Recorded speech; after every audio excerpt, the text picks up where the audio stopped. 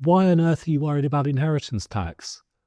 Only 5%, less than 5% of estates of people who die each year pay it. But it's one of the most hated taxes, and I'll tell you why and what you can do about it, if anything. Why do so many people worry about inheritance tax? The stats are, and these are the ones the government will quote you all the time, only 5% or less than 5% of estates of people who die actually have to pay inheritance tax, which means over 95% of the population don't. Okay, that may increase because all the allowances have been frozen, pensions are coming into the mix. That's going to bump up the value of some people's estates. But even if it doubles the number of people who are paying, that's still, well, only 10% of the population. However, particularly those clients who come to us they may think a potential inheritance tax problem, it is for them the most hated of taxes, and even for those who haven't got anything to worry about, still the most potentially hated of taxes, because it's seen as an extra take for the government on stuff you've already really paid tax on.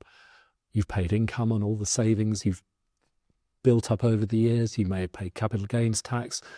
They get a second bite of the cherry when you're gone and when you can't actually do much about it, or even those who left can't do much about it.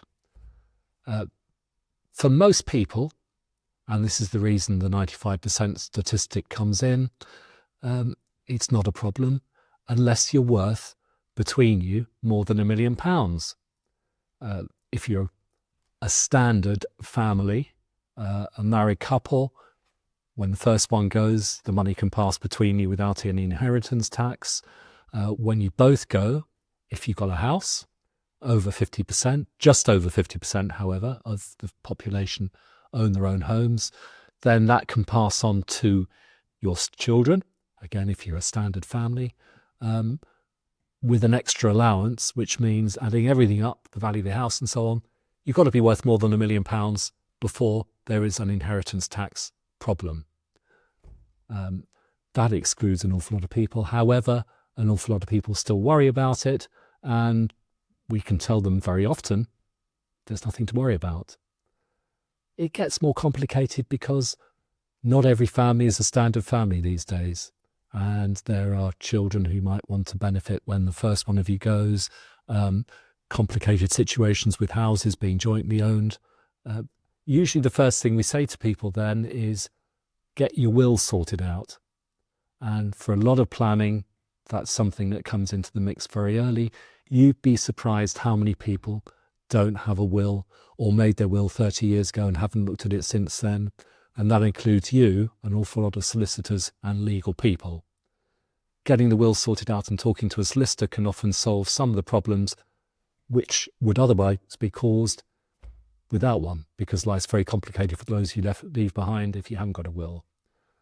If you are worth more than that £1 million by the time you've added in the value of your house, all your savings, anything else you might own, any great works of art, any classic cars, whatever it might be, what can you do about it? Well, the real options boil down to either giving it away, spending it, or actually admitting you're going to have to pay it, and making provision to do that through life insurance. Yes, there are all sorts of other slightly more complicated methods you can use, putting money into trust, investing it while it's in the trust, investing in investments which will get relief from inheritance tax, what's called business property relief.